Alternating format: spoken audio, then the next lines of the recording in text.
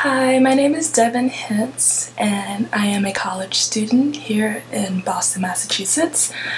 My majors are philosophy and art, with an emphasis on art history as well as sculpture and photography, and I also study fashion, philosophy, and history as well. I also work as a freelance model here in Boston, and I travel around when I can to New York and wherever I can get to. So my very first time having a relaxer happened when I was 4 years old. I actually have no memory of it at all whatsoever. It's just a story my mom tells me all the time. But apparently we tried a kitty perm and it didn't work out so well, and some of my hair fell out, so we didn't try it anymore after that. So I've had natural hair since then. So I never grew up with the ideal that I had bad hair. But when I was about 9 years old, I remember my mother going through this really cool Afrocentric phase where she was wearing dashikis and she had a shaved head, and then she got really long dreadlocks and she was wearing really big African wooden earrings, and that was really cool. And my stepfather at the time actually had dreadlocks too, so I ended up getting dreads when I was about 9 years old, which is really cool. But I remember my mother trying to explain it to me as a child that dreads are permanent, that you're gonna have them forever, and I thought I understood that concept, but I guess I really just didn't as a child. But so I had dreads from ages 9 until about the age of 21, which is about a year ago. I cut my dreads off because I don't know, I just felt the urge. It was kind of impulsive and I just went with it. Just gotta go with it sometimes. But during elementary school, when I first got dreads, even though I grew up in a predominantly African American city of Memphis, Tennessee, dreads with a child having dreads was kind of an anomaly. It just wasn't a part of the culture there. So I was teased, and the other children just didn't understand dreads or what they were or what they meant. It was just a lot of confusion going on about why my hair was different than it was. But it was awesome because by the time I got in high school, because my hair was little dreads when they first started, I was 9, but by high school I had these really long, really long beautiful dreads, and that was just so cool because I had just really long natural hair and it was awesome. So I guess I wouldn't say there's really no hard part about being natural. There's a hard part about accepting yourself in general, and I guess that's maybe where people have the trouble, or people get so used to the idea that they have to be a certain way in order to be accepted. And I think it's really interesting that African American people are the only group of people who are told that their hair is unprofessional the way that it grows naturally, that the natural state of your hair is unprofessional intrinsically. I think that those type of ideals that float around, that have been floating around forever, especially concerning the history of Black people in America, it's just a bunch of these negative ideals that we just haven't let go of yet. So I feel that's probably the hardest part for people, to realize that you can do whatever you want. There's no limitations. You literally can do whatever you want to do and be whatever you want.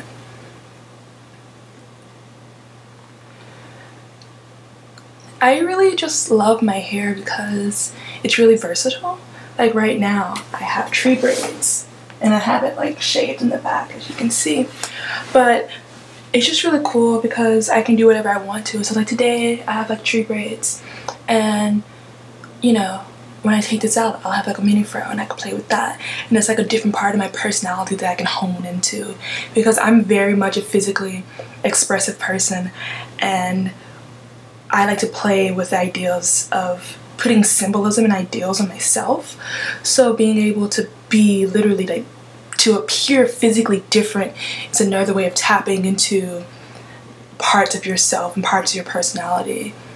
And it's really cool because people, I guess, respond to you differently when you look differently physically. So it's interesting to play with the idea of people that you can get a different response from people just depending on how you look or things like that.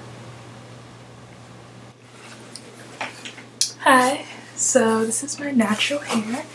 I just took down the tree braids. You can see I just have like a little mini fro going on, still shaved in the back. I really like it just because it's different, you know? Like this to me gives a whole different vibe than my braids do or any other styles do. And it's also really cool because I go through these periods or phases where I feel the need to be very, very androgynous. And androgyny in our society, we associate it as, you know, a female body person with short hair and kind of straight bodily features. So this allows me to kind of hone into that a little bit. And it's also just a little bit more like, I don't know, natural, a little bit more raw. So that's kind of cool. Hi guys! I am actually filming this part of the video a few weeks later than the first two segments. I just have been thinking about a quote that I read from Aroma Eloa. She was the editor-in-chief of Pop Africana, which is a really cool magazine that was very like visual and editorial based, and it mostly showcased like African models and African photographers and African American aesthetic. It's absolutely beautiful. But her quote is, "Braids in the black girl, not a trend, not even a personal style, is simply a thing of culture."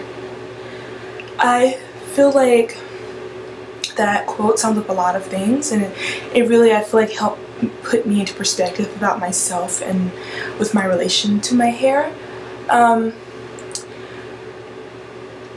When I first started experimenting with braids, you know, it was fine. I did a lot of different like micro braids and tree braids, and I did crochet braids, just like, you know, the different styles of braids. And then I got to a point where I wanted to experimenting with like tracked hair, like, you know, having hair sewn in or, you know, sewn into your head. And you know, when you decide on a visual presentation for yourself, when you imagine what the perfect ideal or perfect self looks like and you set out to achieve that, once you know what perfection is, anything short of that is very clear, you know? So I say that to, I guess, kind of lead into, so basically once I didn't have dreads anymore and I was putting myself in different contexts of the way that as a group African American women express themselves, or like, you know, the way that we come to show ourselves in society, our main identifiers, and hair is definitely a huge one. I understood what a good weave was and what a bad weave was, and what it was that made these things good and bad.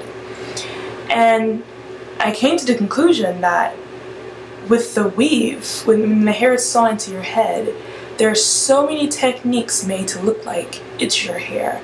And that is the sign of a good weave, is when you absolutely know that that is not that person's hair, but it is so flawless that you cannot pick out there's nothing that looks off or wrong about it. And you've achieved your goal. If your hair reaches that point, you are, you know, at your ideal self, you are at perfection. I had a really hard time with that when I first tried that, because to me it felt deceptive to hide the way that the hair was attached to my head.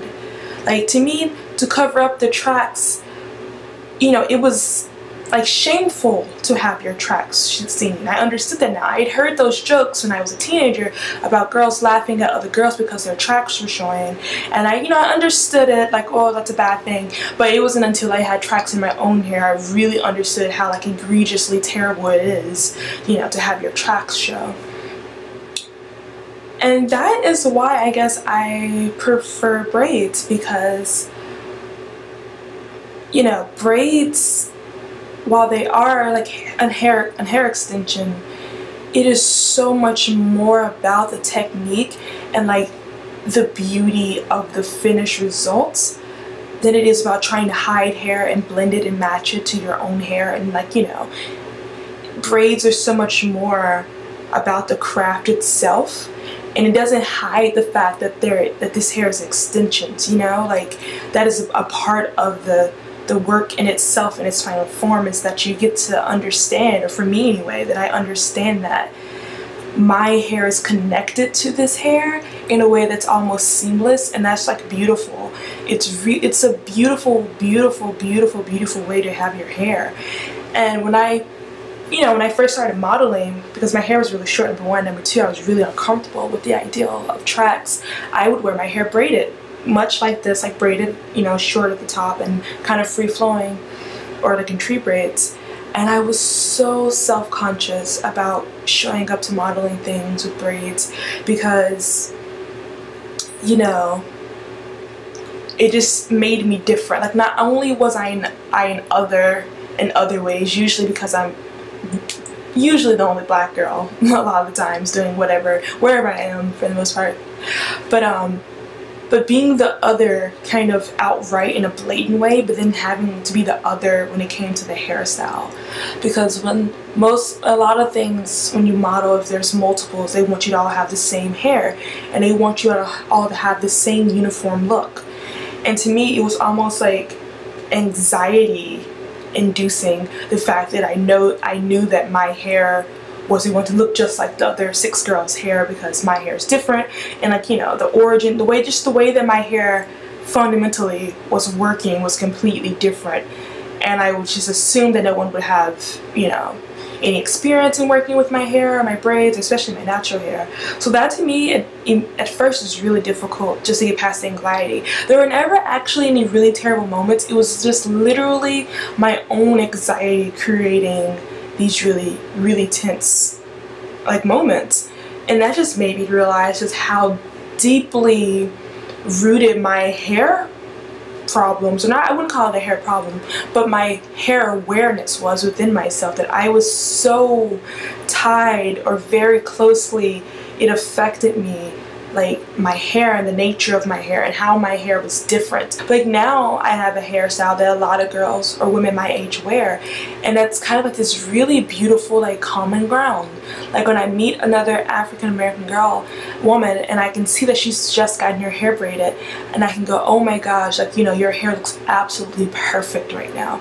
Because, you know, once you've just finished your hair, you understand that it is the most perfect that it will be from then on out. Like, it is perfect, and it just kind of, you know, you have to keep it up from there. But being able to like see that, like when I volunteer, I work with children, and it's very, very, very rarely a black child that comes in. I wouldn't say very, very, very rarely, but you know, it's usually more not than it happens. And these little girls come in and they have braids, and I can connect with them on just that level, like automatically. Just on a very, like, you know, you're trying to talk to a 5-year-old and get a 5-year-old to warm up to you, and they have braids and they see that I have braids, and I can just go, oh, like, your hair is so pretty, like, I love your braids, like, you know, did you just get them done? I can tell that they look so new, they look so fresh, they look so perfect. And like, just being able to relate to a child like that, or just being able to like relate to anyone like that, is really, I feel like, has been one of the most interesting parts of my hair journey so far, is being able to relate. I guess that's really all I have to say on that subject. Thank you guys so much for watching. I hope that